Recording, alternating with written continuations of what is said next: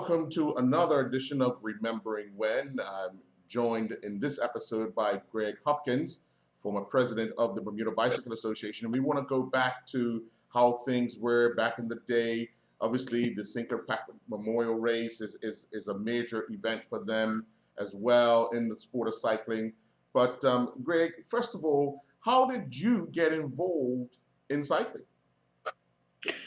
It's a sort of a good question. I was originally, when I came to Bermuda in '82, I was a runner, and then as a result of running injuries, I was forced to go into the pool to do some swim running, running in the pool and in the ocean with a flotation jacket, and that led me to meeting people like Jim Butterfield and Steve Petty, and then it sort of evolved into triathlon, which was my main sport, certainly for probably 15 years. But associated with that was racing bikes. And then eventually, for me personally, that became my main priority. And it's evolved immensely over the years. I'm certainly, I've been around since 1982, but there's a lot of people that have been around a lot longer than me. In the Bicycle Association per se and bike racing, but it has really changed a great deal in the last 30 plus years that I've been involved, and for the better. The results that Bermuda is getting and the recognition that Bermuda is getting as an international cycling strength, particularly in our region, and we have to. It's like everything in Bermuda, we have to put things into perspective.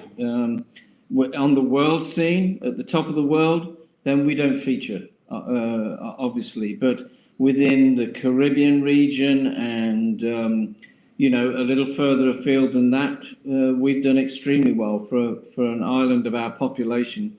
We've had tremendous results. But that hasn't come quickly. That's been a gradual growth and development with a lot of hard work from a lot of people.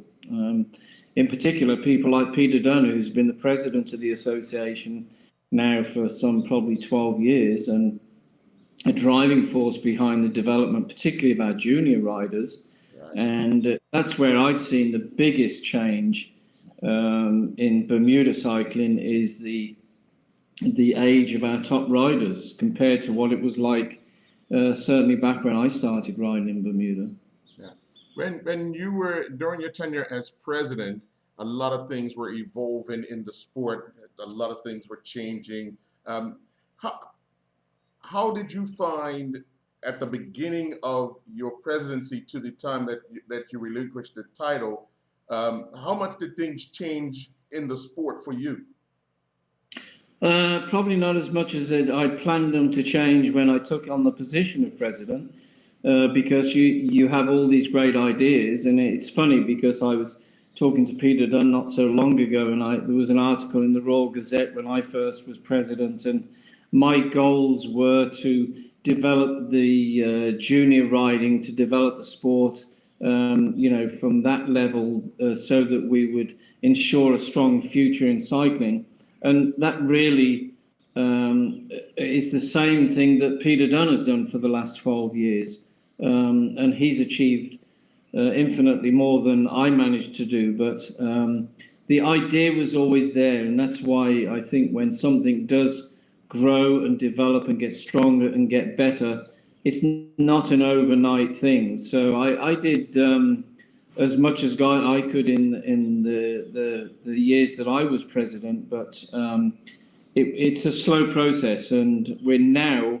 I truly believe that are reaping the benefits of, the work that was done prior to me during my tenure, and certainly significantly since in the last 10 or 12 years, to the point where, Bermuda has become a factor in international cycling within our region, particularly. When you look at how the Sinclair Packard Memorial Race has evolved over the years. Take us through what was the race called prior to being called Sinclair Packard, and when was the year it officially changed the name? Well, I sort of smile because cycling, in the cycling world, and I have many overseas, international cyclists, and when as friends and acquaintances, and when you talk about the biggest race in Bermuda, and let's face it, it is rightly the biggest race in Bermuda because it's held on Bermuda Day. It's sort of it makes them laugh a little bit because when you look at the distance, which is 13 miles, that's really not what you would class as a road race. But because of the significance of the occasion and the fact that the whole of Bermuda comes out and watches it, it rightly holds the place in everybody's minds as the biggest event in Bermuda. Where else do you ever get the whole of Bermuda out on a 13-mile stretch of road to cheer people on? And it's amazing. It really is. But when prior to 1987, and 1987 was the first official road race, the Heritage Day road race or Bermuda Day road race on bikes. Prior to those years, people like Sinclair Packwood, who the event is named after now, and quite rightly so, came up against a lot of opposition, and in particular the police and the authorities, because obviously bicycles were exceeding the speed limit, and back in those days things like that were just not acceptable. But eventually, after a lot of work by a lot of people, and not me, because I was in the early stages within the association at that time, it became officially recognised as a race in 1987. And even then it was limited. It was an invited field of 30 riders who came to race from Somerset down to St George's. And then it grew from there, and it grew in popularity, and the size of the field, and the authorities and the police and everybody thought, well, this is actually pretty safe, and it's a great spectacle, and it's continued to be that. And in the minds of a local cyclist, to win that event, you go down in local, sort of local history of some sort of hero. When in truth, it's a very short race, and in the world of cycling, it's not really recognised as a road race. But telling a Bermudian or Bermuda resident rider that that's the case, then they would laugh, because it's the one event that everybody wants to win. And there's actually been, over the years, not that many riders that have won it, because we've had multiple winners. We've had people like Chris Hedges, who is and remains the only three consecutive winner, 3 consecutive years. We've obviously had Dominic Mayo, who is still a force in local cycling, who's won it a number of times. Even my son has won it a couple of times now. So it's not like every year there's a different winner. So when you look at the list of winners over the years, there's not actually that many. Thankfully, Sinclair won it one year. Buddy Ford, who was certainly when I started riding, was a legend in local cycling. But things have come so far now. It's a totally different event. And today at work, we were talking about the race today. I mean, it's just, there's something about it. It just glows in people's minds. You were actually the first winner when the name changed to Sinclair Packwood. Take us through that particular race, because I know anytime you win a major event like that, you remember when you made your break, where things were happening around you, how it all came about. So take us through that race. Well, let me put it like this. There's a lot of things I've done in sport throughout the years. As I said, I was a triathlete primarily, where I achieved quite a lot of things as an amateur triathlete, internationally and locally. But the feeling of going down Cedar Avenue and taking the victory in an event like May 24th, and as it was then, the first year that it was named Sinclair Packwood, there's absolutely nothing to compare with it. Sinclair's wife was at the finish line, and the emotions for everybody, it was just unbelievable. And, memories of it, not many. The finish line, pretty much. Anything prior to that, it's pretty much over in 25 minutes, and it's very intense. It's a lot of pressure on every rider. It's amazing, in fact, when we talk about it, to look at some of the best riders in Bermuda who never won May 24th, and I think that's because the pressure of the event, particularly on a Bermudians or born Bermudians, is absolutely immense. And I think as a result of that, some riders who, well, we know were well capable of winning that event didn't win it because they probably succumbed to the pressures leading up to it. And we see that in the half marathon too, right? It's just, the pressure is just immense. So all I remember is going over the finish line and seeing Sinclair's wife there, who I knew very well because Sinclair was a personal friend, and, collapsing on the floor and just bursting into tears like a newborn baby. And I wasn't ashamed of it. I was proud of the fact that that happened. But there's a lot, there's a number of people that have been lucky enough to have that feeling too. It's a great event. When you look at in cycling, go ahead.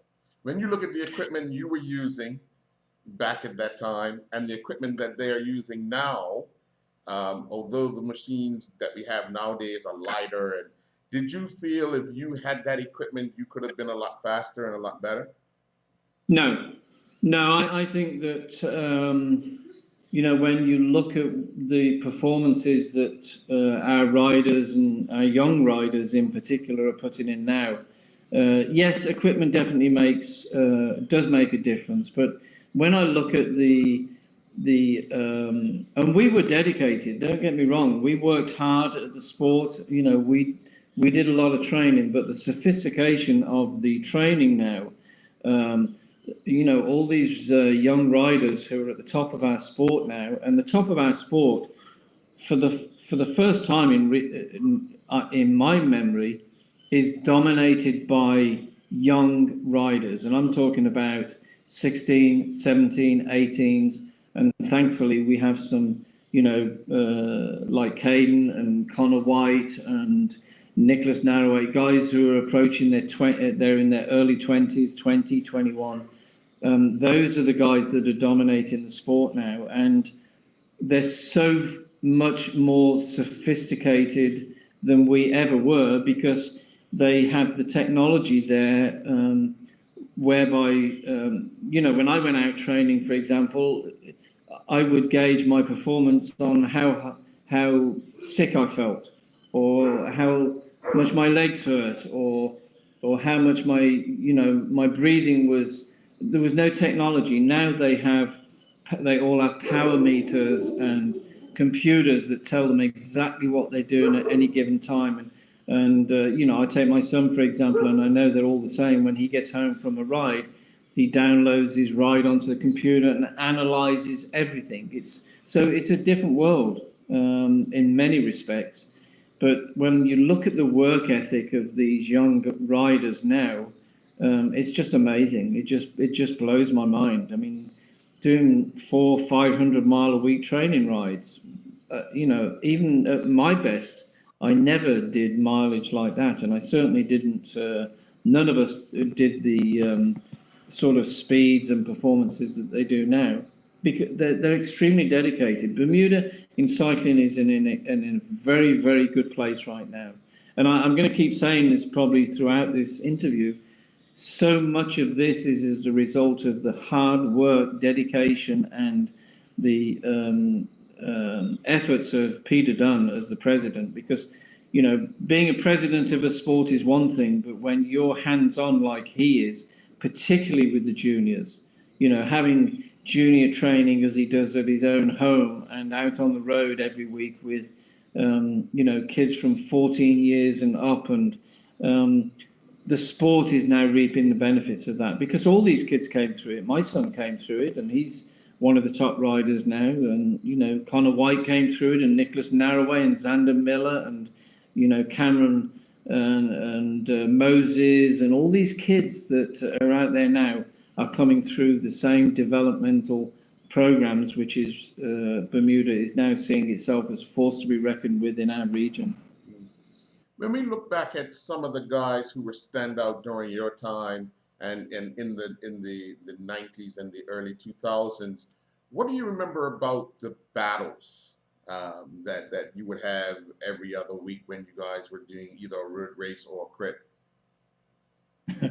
Well, the thing was for me in those days, I was primarily a triathlete. Myself, Tony Ryan, we competed a lot internationally at triathlon, and Tony and I would say, "Oh, let's go and do a bike race weekend and this weekend because there's a 50-mile race on a 40-mile race," and we were like a fly in the ointment to the pure cyclists because we had no idea what we were doing. We didn't care. We just went as soon as they said go. We went as hard as we could, and if we survived till the end, we did. And sometimes we would win. Particularly in time trials and stuff, we sort of did very well. But if I look back at there were a lot of characters. Sinclair Packwood, for anybody that's listening now, the new Sinclair, he was just different. He was an absolute character, and he was an amazing sprinter. But there were so many times that we would race with Sinclair, and he would be absolutely dying and trying to hang on in a race. But my goodness, don't ever let him be anywhere near the finish line, regardless of how tired he was, because he was an absolutely amazing sprinter. So there were so many battles going on in those days between riders. They're just sort of too numerous to mention. But I think that the difference now is that the sophistication of the racing compared to what it was years ago is so different, and that's not just in our cycling; it's in international cycling and world-class cycling.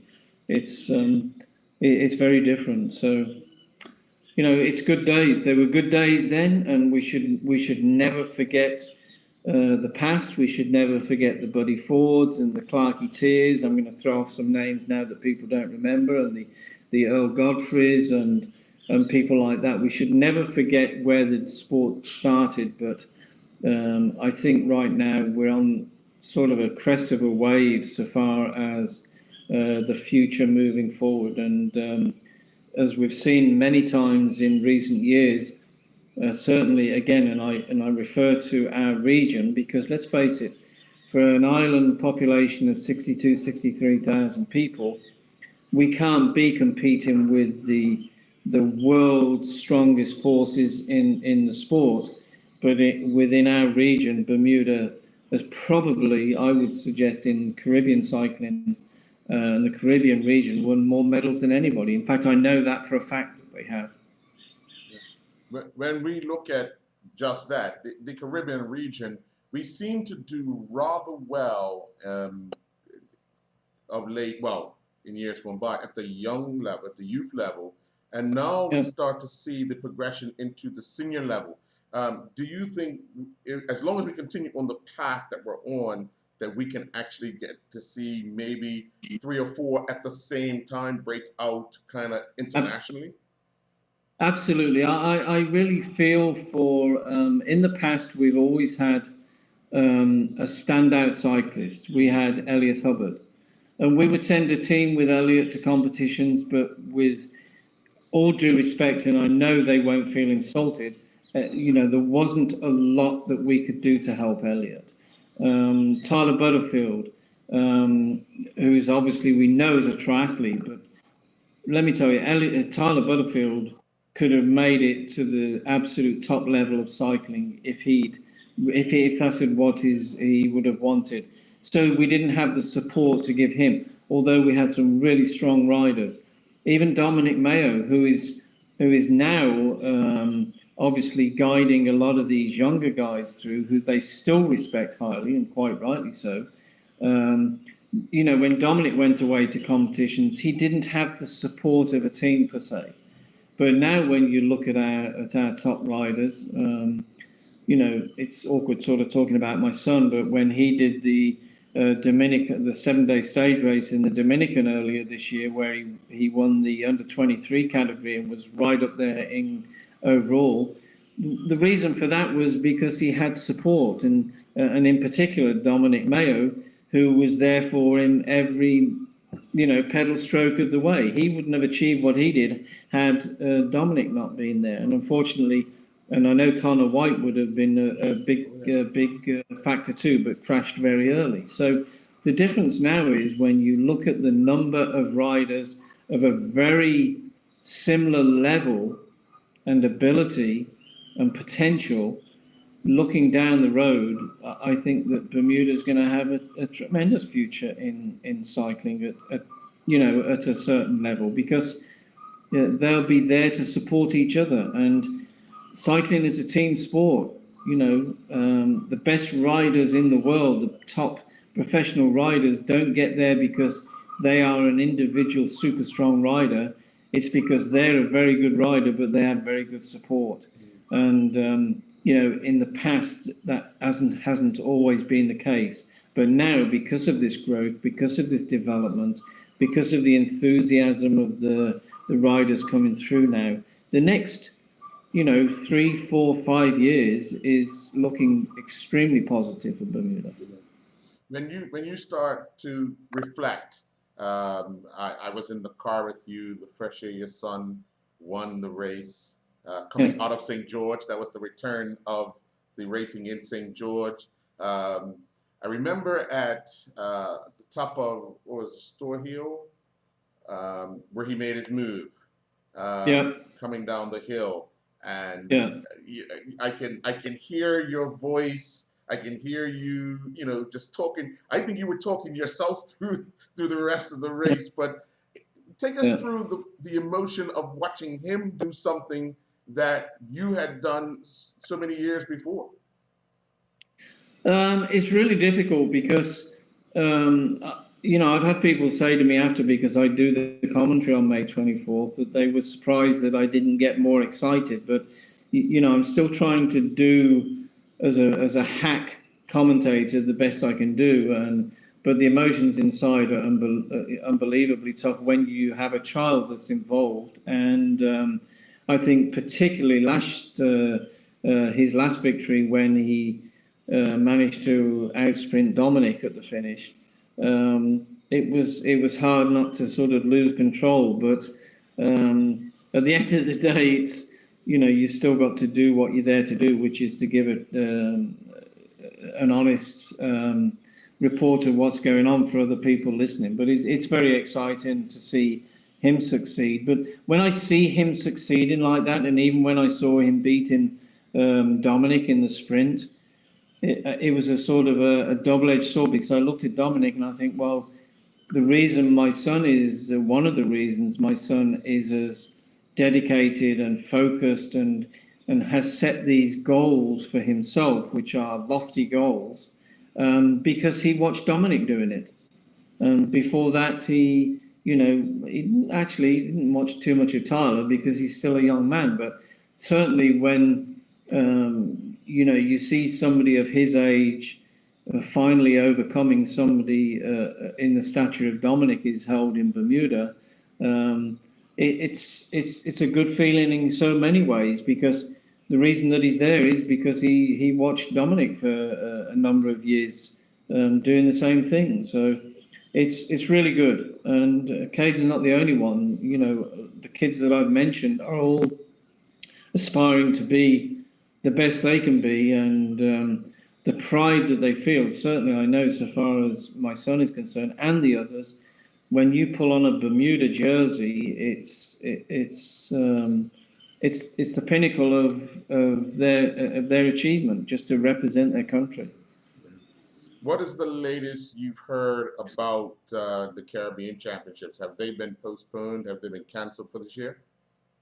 No, I mean, same as the World Championships in Switzerland, the UCI Worlds, which obviously covers every category from the elite men. Well, they have the men and the women elite. They have the under 23. They have the juniors. It's a full week of racing in Switzerland. As far as we know, that's still going ahead in September, and certainly our riders that are in a position to perhaps be selected by Bermuda to go there are working purely on that belief that it's on. They've not backed off on their training, even though racing has been extremely limited. They're still working towards that goal. And the same for the Caribbean Championships in November. There's, as far as we know, it's going ahead. And as athletes, they have to keep preparing until somebody turns around and says it's not on. You can't sort of back off on your training and then they say, well, it's still on, and they say, okay, well, there's a month to go, let me go. Training for something like the World Championships, even the Caribbean Championships, it's not a 1 month, 2 months, 6 months, 8 months. It's a full year's, and certainly in the world's position, it's years of preparation to go to an event like that. Even though you're not going to be at the top of the world, you want to go there and represent Bermuda and put in a respectable and competitive performance. So the guys that are in a position for possible selection for that are working extremely hard, harder than I think any group of riders in Bermuda have ever done. When we look at how racing has gotten back underway, because a lot of people were doing the online racing, which has its challenges as well. Yes. But to be actually out there now on the road, having the challenges of where we've had 2-time trials, how do you what sense of feel do you get from the riders that that's where they want to be, out there competing? Well, it's a relief, because you can only train hard for so long without having a goal, and then eventually you're going to think to yourself, well, why am I getting up at 4 o'clock in the morning or 4:15 in the morning and going out and riding for 3 hours and then going to work or to school or to do whatever, which is what these guys are doing. So any competition is good competition, and you could almost sense the relief in when we got to the start line of the first time trial 2 weeks ago, that they finally could at least be in that competitive frame of mind, because that's what it's all about. You can only keep working so hard without having a goal before that it's sort of going to lose its shine. So they're definitely excited to be racing and being competitive, and it's a very fluid situation right now. We have another time trial this weekend, and we are looking at within the association of putting on as many events as we can in the remainder of this year. But as with everything right now with this COVID situation, things could change. I mean, please, let's hope that we don't have to go back to lockdown, but who knows what is going to happen in the future. Right. But so we're definitely going to be putting on as many events as we can, but things are so different now. When I go down and work with the association at all the events, and to see all our officials standing around with face masks on, which I'm 100% in agreement with, and seeing the fact that in a time trial, traditionally you would have a volunteer that would be holding the riders so that they could start with their feet in the pedals, but now there's no physical contact between the organisers and the competitors, and people are, the riders have to keep a certain distance apart. It's very, very strange times, but we're making the best of it and making the most of it, and we're going to put on as much competition as we possibly can, because things can't stand still. We have to keep moving forward within reason and within the safety advisories that we follow very, very strictly within the Bicycle Association. Okay. Well, Greg, I do want to thank you very much for your time, taking us down memory lane, and obviously we have some things to look forward to in the future for cycling, not only for Bermuda, but in Bermuda as well. So I want to thank you very much for your time. Well, you're welcome. And there's one thing I'd like to say, and I've said this to you personally. You are an amazing, amazing person within sport, because I don't think people quite realise how your face. I mean, I don't know how you do it. I don't know how you're at so many different sports on the same day, and you get all the reports out on the same day, and you have all the results and everything, and the photographs. You do an absolutely outstanding job, and sport. If they don't already, I believe they probably do. If they don't appreciate you, then they're making a big mistake, because you do a tremendous job, and we appreciate you. Thank you very much. I do appreciate that. Have a good night. Okay. Okay. Yeah, you too. All right. Thanks.